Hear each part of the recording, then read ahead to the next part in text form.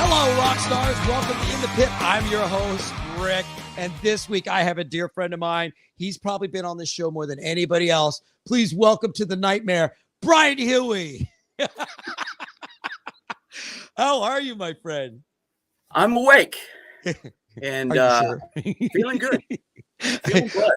So you guys know off screen, I tease the crap out of him because he's such a rock star. I know he goes out at night and I'm like, is it a little bit early for you to be up? He's like the sun, it burns. It burns. I'm trying not to burst into flames as we speak. Dude, if you burst into flames, remember the Pepsi commercial where Michael Jackson caught on fire? Oh, yeah. It would be awesome. Oh my God. I don't guitars. All of a sudden your wife has to come in and like douse you with a fire extinguisher. Pretty much. Oh, she's my been up Lord. for hours drinking, and I come crawling out like Frankenstein. It's not that you come crawling out. It's just, I want to see the reaction of the dogs like, oh God, Mom, it's awake. Yeah. With the hair like up to here. Oh It's my a God. riot. Yes, Brian and I are close enough friends. I've been over to his house many times. He's got a pack of awesome fur babies. And I'm telling you, they run the house. Brian does not. Yes. So there's Jenny, there's the dogs, and then there's Brian. That's for sure. Not to throw you under the bus, but I know how it is at my house. I'm at the bottom of the totem pole. We know. It goes without saying. We have to have permission to leave the house, and usually it's no. Dude, permission. How about permission to come back in? And you got to be sniffed up and down. Like, did you see another dog? No doubt.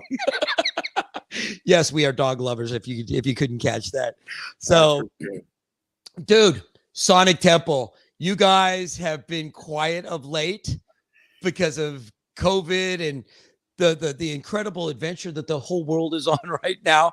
Right. But you're about, and it was part of the reason I wanted you on the show. You guys are about to come out of hibernation.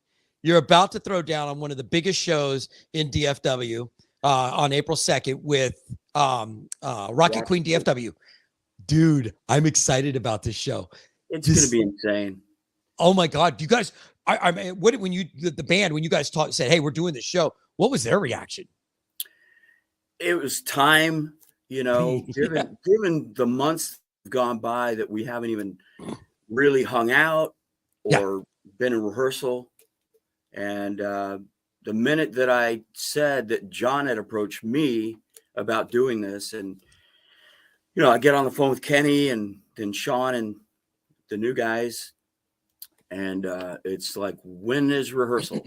So it's only been a couple of weeks we've been talking about this, and we just rehearsed yesterday, and the band sounds the best it ever has. And I think that Jenny will testify because she has to suffer through these rehearsals, which can get pretty loud depending on how much, beer is flowing. I've been to your house. I know.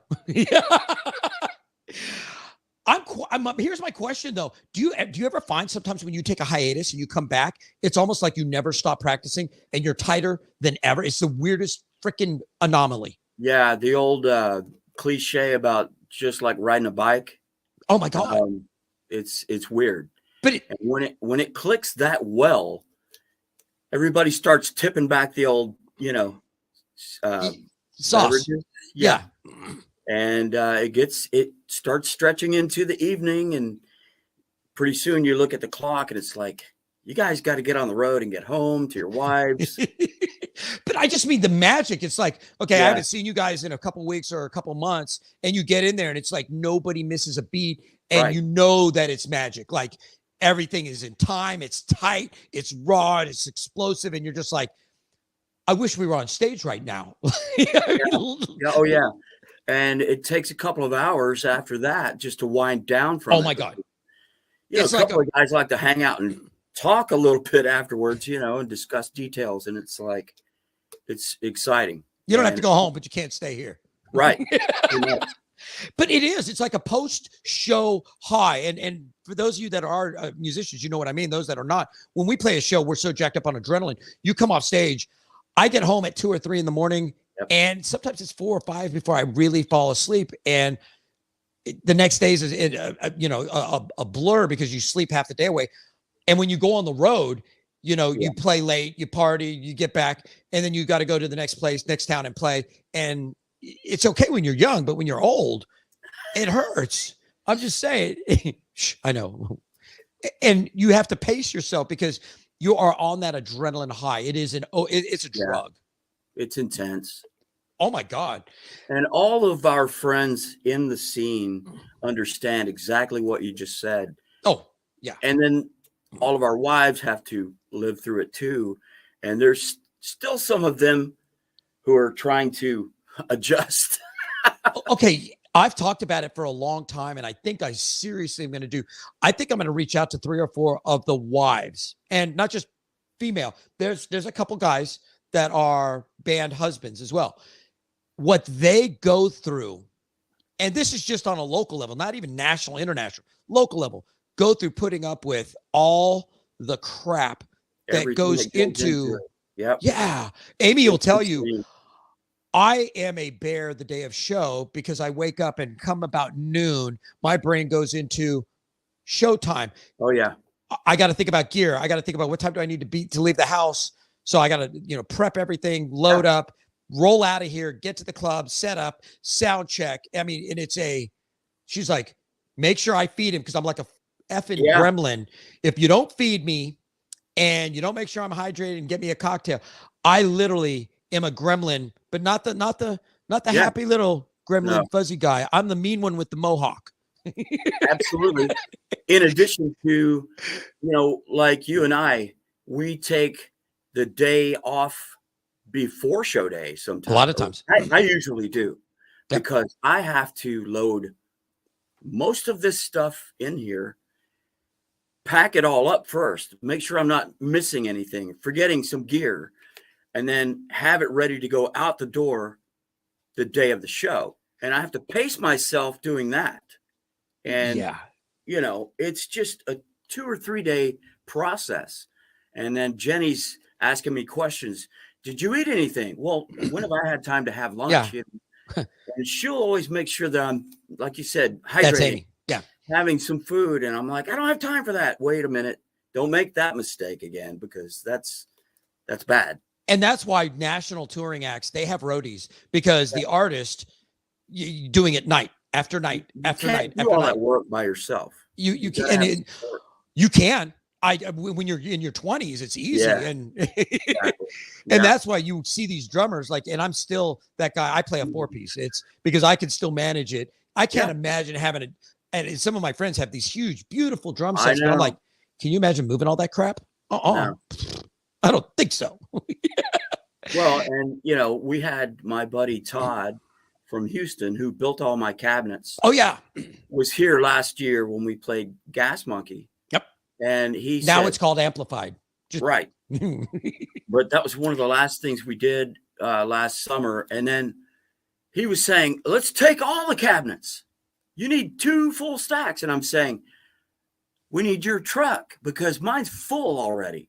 So he followed us over there with half my cabinets, and we did the 2 full stacks like Michael Schenker, and it was insane, but it sounded so great. And I said, I miss doing that, but my tech, Doug, he's not about to allow that. He's going to say, absolutely not.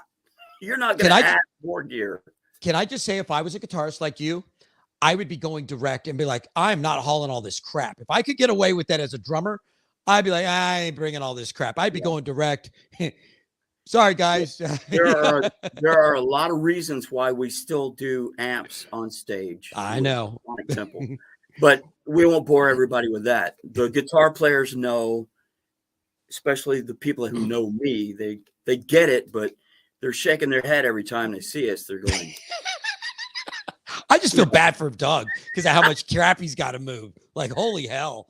He's great, and he helps me hook everything up and make sure everything's running and tuning the guitars during the show. But I do most of the hauling myself. Can I just say that when you snap at him, I love sitting there and just kind of laughing like, oh my God, Brian just hit like a chunk of his ass off. That doesn't happen. Oh, no. I'm sorry. That was my dream. I was watching Jaws. Actually, it's funny because you and John, you guys have been together a long time, and there's a very respectful working relationship. But sometimes it is very punch to the point. I'm not going to sugarcoat this, like, and he doesn't ever take it personally, and it's not meant negatively. But it's watching you guys work. Oh yeah. Oh, I've watched him crack the whip on you, and I'm like, wait, who's the artist on stage? Because John just owned him. Like, wow. Yeah, Doug. Or Doug, I'm sorry. Yeah, he's gotten us in trouble a couple of times. You know. Yes. I'm just, oh my Lord. But it's a great dance. It's a great relationship watching you. And I'm sorry, Doug, for calling you John. Doug, watching you guys work together is a true relationship. It's like a marriage. You guys are phenomenal. It's crazy how that clicked, from the beginning. He also helps with Darren Wise with all his projects. So I didn't know that. I have to work around their schedule sometimes. I didn't know that he worked with Darren. And Darren's I adore Darren. Love Darren to death. So through all the funness that we've had, I'm not. Which Decepticon version are we on? I've lost count. I don't know. I don't even know. Yeah. Are we allowed to talk a little bit of lineup change? So Mr. Lee left the band to go pursue other stuff, and wish him well. He was a staple for the longest time, and you brought in a new bass player. Yeah, Jeff Comas is in a band called Nowhere Jets. Okay, and I think everybody knows the singer in that band. He's really cool. And Kenny, after the show back at Trees with Joey back in December, he said, "Yeah, man, I forgot. We should talk to Jeff. He's a rock star, and he's a great bass player, and he sings." So, that's a huge bonus. I called him up, very next day. It was like, "Hey, would you be interested?" He's jumping up and down. Yeah. So we've rehearsed a few times, and he's ready to come out of the gates. Blazing. That's awesome. I am looking forward to seeing him get on stage and you guys do your thing. It's so great. I remember when you brought Sean in a couple years back. What a just game changer it was for you guys. Because Sean, and I adore Sean. He is Sean such Vargas. Oh my Lord. What a front guy. He's one of the best singers I've ever had the pleasure and the honor to get on stage with. And every time we do a show, I can watch certain parts of certain songs that require that muscle. Yeah. And I look down in the crowd and I see people. Oh, absolutely. Absolutely. I do it. And I'm like, I've been around him enough. And I'm like, the pipes. And we are blessed with some incredible talent, vocalist here in DFW. And listening to him, Sean sing is just always like, oh my Lord. Oh my Lord. You are very blessed. He's a killer. Now with Jeff, flawless. I mean, was it just a really smooth transition having him come in? Yep. Nice. We threw 16 songs at him, a full 90-minute set. He comes to rehearsal, I think it was maybe a couple of weeks we gave him, came in and just slammed it. So I look back at Kenny kind of like, we're done, It's that easy. So again, like you always want to say, you hit these moments where you just realize, God, this is what I wanted. This is what we have been working for years to get to. Yeah. And here we are. So we just nurture that now. We've matured a little bit and, we try to realize how good we have it. Shannon Sharp from Graceland Ninjas. He was in Double Vision. I just hired him into Basket Case. He is now a member of Basket Case. He did the exact same thing. He showed up for audition with like 15, 16 songs, played a 90-minute set, like one time straight through the songs, like we were playing a show. And I was just like, I mean, when it goes that smoothly and without all the stuff that comes with it, then it's great. Get that level of professionalism, and you look at those guys and you go, I want you. And of course, I'm bad. I'm the guy that's like, I have a one show rule just in case somebody absolutely just like makes a turd in the bed. Yep. I need to know, but I knew it was Shannon immediately. And Shannon and I've been talking for a couple of years. Hey, he goes, if you ever have an opening, I love Green Day, I wanted to do it. Was it that way with Jeff? Was it an immediate, like when you said, hey, we have an opening, are you interested? He was like, yes. Yeah, I mean, Jeff is obviously, and you'll see, he's obviously the perfect guy for that slot. He's incredibly talented, knows his way around the bass without question. Nice. But he wanted to jump in on some of those backing vocals that really I was handling by myself most of the time. Yeah. Not to diss anyone, but some of that stuff he took off of me, which huge. It's huge. Yeah. So now I can fill in some of the high parts that I've always done, but I'm not having to do so many other things that I was struggling to play a riff and try to sing this syncopated part. I'm like, yeah, you take it. And now nailed it. With you guys coming kind of out of your hibernation, and it is springtime, I'm excited. You guys going to have a busy summer? It looks that way so awesome. far. So nothing really set in stone yet, but that's okay. You and I need to talk then, because we need to pair up again with some basket casing colds. Done. And the other thing that I noticed, and I said something to you off camera, guess who's coming this spring? Yes. The cult is coming. And the last time they were here, you and Jenny, Amy and I went to see them at House of Blues. Yeah. I think that's the night we almost got in a tussle with some idiots. I'm trying to remember. There was a really drunk guy that came barreling through. Oh, yes. Oh, my God. And you and I might have had a couple cocktails. Would have been certain death. Oh, my Lord. That was a fun. And we were on stage left because, of course, we wanted to be in front of. I'm sorry. Yeah, that's where we wanted to be. And what a night. That was a great show. Do you already have your tickets? Mm-hmm. You do? Yeah. No, we don't. Oh, okay. I was like, do you already have your tickets?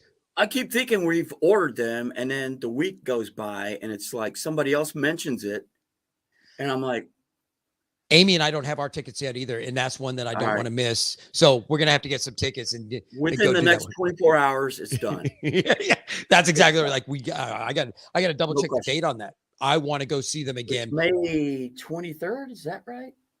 Okay. Well, we'll double check the calendar. In May. That's all I know. And I don't normally announce a lot of like national acts, but the Cult is one that I've seen. I want to go see again. It would be like if Green Day was coming to town. I talked all about Green Day because big fan. Be like if Smashing Pumpkins come to town. I'm talking about them. I thought about that the other day. That Smashing Pumpkins show that we all. Oh, my Lord! Unreal. It was unreal. So with that said, again, you guys have with you coming out of hibernation. Yes, we're going to go to that show, but you guys have a show coming up. Wait, you didn't get the memo? Are we talking about April 2nd? Yeah, you did get the memo. I seem to recall something about that. Yes. Oh, please don't play coy with me. We're excited. It's coming out of the gates again with a new lineup, but I've never felt so confident and so comfortable. And this show is going to be so much fun because it seems like everybody's ramped up to see us again, and it's been a while, which is good. I mean, we never worry about oversaturation, but with the sound that we're making now and the way it feels and having a couple of weeks left before the show, it's about getting just kind of there. Yeah. And normally I'm a little bit more nervous about that. And now it's just like, I can't wait. I can't wait.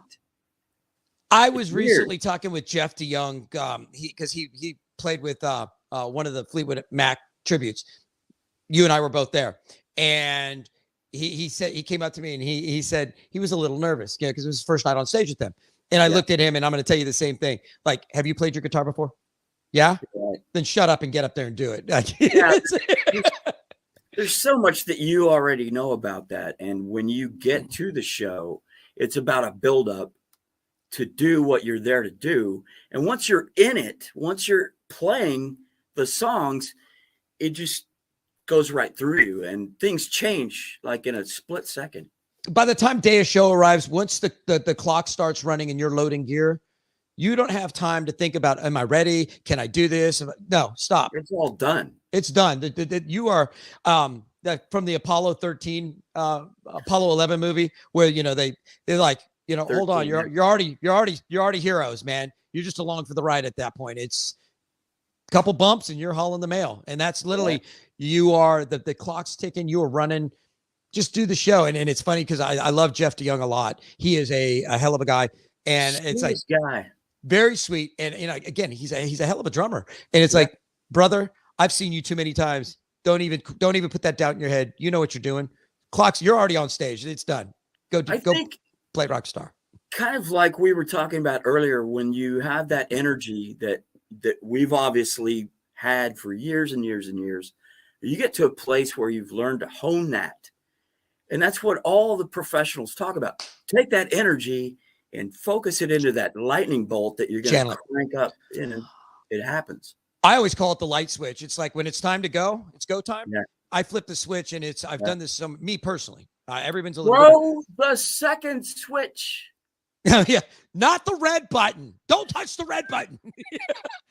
But I hit the switch, and I'm like, okay, we're going. And me personally, I rehearse as if I'm going to play in front of 20,000 people, be it a show in front of 5 people, 5,000, 50,000. It doesn't matter to me. My routine for a show and on stage is going to be the exact same. It's just you're changing the audience. And honestly, as a drummer, I can't see past the front of the stage because of stage lights. Right. I don't know if there's no one out there or a million people. I still act like the idiot that I am. And that can be a blessing too, because sometimes if you make eye contact with someone who's maybe not as thrilled to be there, or they're just in their own headspace or whatever. Oh, it'll screw with you. I can't make eye contact with, of course, Jenny's always down front going, hey. Yeah. And I'm like, I need another beverage. Oh my God. That's a side note. Amy does the same thing. She'll be like, I'll look over side. Do you need a drink? And I've just told her at this point, I don't care what venue it is. If you think I need a drink, you just bring it right up, and she will walk right up on stage, be behind me and set it down and walk. She's comfortable. I'm like, she's like my personal roadie. And you don't realize in the heat of battle that you look down and you're like, oh yeah. Could I get some moisture in a cup? Yeah. And I'm telling you, I do need to do a show with spouses. They some of them need to tell what it's like to put up with us because we're idiots. Yeah. It'll be a funny show. Oh my Lord. I am looking forward to the show. And one of the things that I've kind of talked about is I'm going to MC it. Yes. Yeah. And I just found out from you the other day that was the case, which is great, because that just is the icing on the cake to bring this show out full force, everything running on all cylinders. We're going to have a blast. I think the Revel is going to be so crowded, they may be turning people away. Hope so. Just saying. All I'm going to say is we're going to go live a couple times with both you, with Sonic Temple, and with Rocket Queen DFW. And we'll catch some quick interviews, just to tempt people. And we'll try to be there early enough that we can do it way before you guys go on. So people that maybe are in transit or still thinking about coming, like, get your butt down here. So for those of you thinking about coming to the show, I would go ahead. I think there's pre-sale tickets. Am I correct? As far as I know, we've got to confirm that, but yeah. If you're going to go reserve a table, I would reserve a table. If you're going to get tickets, or if there's not, I'd get my butt there early, because I have a feeling this is going to be the show. And I'm going to propose it next week because John Dees is coming on next week to do the show. What I'm going to propose is I want to see how many people have a Sonic Temple t-shirt, have a Cult t-shirt, a Guns N' Roses, or a Rocket Queen DFW. If you've got any of those 4 t-shirts, wear them. I want to see how many basically Guns N' Roses Cult t-shirts we can get the audience. We're going to take a ton of selfies, and then I think we're going to throw up a page after the show's over and see how many selfies we got with people that were in the audience. Just for giggles. Very cool. Just because there's so many fans that come out to shows. We're going to give back a little bit to the fans this show, and let's get some selfies with them and get them up on the internet and Awesome. let them show some of their pride. We do have a lot of friends who do always show up with their cult t-shirts. So right on. Yeah. Right on. Now I see your Sonic Temple t-shirt. You guys still have those for sale? Yes, we do. Would you set one large aside for me? Of course. And we've got several designs and some tank tops, I believe, left. I want the one like you're wearing. Yeah, that one. What's the other design? Wait. It says Sonic Temple on it. Well, I figured that. It's got the Iron Cross, of course, and it's a more square design. And I think this is on the back. Ooh, you got to send me a picture. I might want one of those. I'm in. I'll buy one off you. I want one. Our original design was kind of a one-off. It had my silhouette on the back, and I don't think the band really appreciated that too much. Yeah, I remember that movie Rockstar, or no, Almost Famous, where the t-shirts come out and it's just the guitarist and everyone else is fuzzy. Yeah, that didn't go over so well. And they're like, your friend's the manager. You're like, no, actually, I designed this one. Jenny and I sat here Friday night and set up the studio again because it was upside down because I'd just done a show with one of my other projects. Yeah. Everything in this room was moved or misplaced or in the wrong place, whatever. And I always go to that one line. This is my mic stand. And it works every time. And it always does. What other project would you be talking about? Would that be the Blokes? Yes. And we're not going to dive in too deep, but you have a cover band called the Blokes. We need to get with Augie. You guys need to come on the show and hang out with me, and we need to talk some Blokes. I'll just sit and watch you guys go at it. Whatever. You and I will be sitting there just watching him because maybe one of those location shoots. Ooh, we got one of those coming up here at Fat Daddy soon. Maybe you need to get on the calendar. We'll do that one in person. That would be fun. Don't you have an original project? Yes. You didn't know. As if I don't know. We do have an original band called that we're with a couple of Josh and Wes from that were formerly Go Ask Alice, called The Forgery. And we're slowly working on some stuff. We'll see as we get down the road where we land on it. And I just like putting teasers out there. Good things come to those who wait. So when I say that I've been over to Brian's house, yes, I've hung out. Yeah, it was like 2 years went by and all of a sudden you were back. I know. And you know what? It's weird how life kind of goes. It's I tell people, if we're really friends, I don't have to see you, talk to you every day. We'll just pick back up where we left off. And some people think that if you're not in your life every day, that there's not a friendship. Well, then you're not really friends. So if you're really friends, you just pick back up where you left off. Absolutely. That's my best friend. I've known him since high school. So 35 years. And I talk to him once or twice a year. I haven't seen him in a couple of years. It doesn't matter. We pick right back up. I mean, I've known him forever. He's a brother. That's just what you do. Yeah, it's oh my God. Anything else exciting going on with you guys you want to chat about? Believe it or not, we can get into that too. I've joined in Texas, the NXS. See, I didn't want to drag that out of you, but it's funny. As if I didn't have enough to go and do. When it rains, it just pours, and I want to know how that call went. Did Carrie call you up? He'd be like, "Hey, of course he did." I love Carrie. What did I say? Yeah. And well, we know what you ultimately said. Are you nuts? I'm like, have you met me? Yeah, we already know that. Yeah. Oh my God, does Carrie know what he's getting into? It doesn't matter to Carrie. Nothing you can say or do to Carrie is going to shock him or surprise him. Or Carrie is such a sweetheart. He is such a rock star. I love me some Carrie Graves, and it's again, he and I shared for a brief time. He was one of the original in Rebel Yell, so I've spent some time with him, and again, I adore Carrie. I'm nut. I don't get to see him enough. It's been a minute. Right. I need to come out. And unfortunately, it seems like every time that the INTXS is playing, I've got a show with either Basket Case or Rebel Yell. Oh, So yeah. I'm always fighting. I think you guys are playing. You got a show coming up here at the Granada soon. So and I'm playing the same night, unfortunately. So I can't come. It's always that way. That's okay. We're going to get together soon. But that's another one. Time to have, I got to have Carrie back on the show. And then maybe, again, you may hold your place as the top guest because you're in so many bands. You just keep coming on the show with different bands. Oh, my Lord.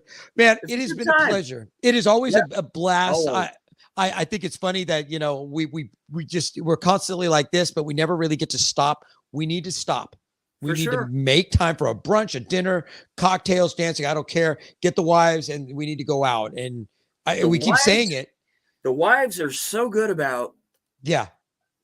That's my handler. It says you have that thing Thursday, and then here's what else. Amy, all the way. She's written it down. I'm going, what? Yeah. Okay. Amy's the one. She's the one that keeps me moving forward. So, Brian, I know I just saw you, but it was like the blink of an eye. It's never enough. We need to get together. We need some us time, hang out. Good. Thank you for being my guest as always, man. Thank you. It's Anytime. always a blast. Always. I will get with you off show. We'll talk about a live get together for the Blokies. Blokes. Sounds good. You get yelled at me. Thank you for being my guest, and thank you all for being my guest, for hanging out with us today. As you saw, I just totally nailed my camera. No, it's okay. If you're a first-time viewer, thank you for tuning in. Invite your friends. You go to Facebook and like us. You can follow us on iHeartRadio, Spotify. Yes, we have Facebook. We have YouTube. We also have Instagram. We have Twitter. And we have a Roku channel, and we have an Amazon Fire channel. And I was just told I need to get a TikTok channel because I'm just a ball of dorkness, and I got a ton of TikToks for you. And you guys are going to be like, oh, for the love of God, Rick, please stop. Please go check us out. You also can go to inthepitwithrick.com, download the app, use it to watch the show, or we have a calendar that you can post stuff if you're in a band, or if you're just a fan looking for a show, go look at it. And there you go. So again, thank you for hanging out. Brian, thank you for hanging out with me, my friend. It's always a blast. Always. This has been Brian Huey. I'm Rick, and we will see you somewhere in the pit.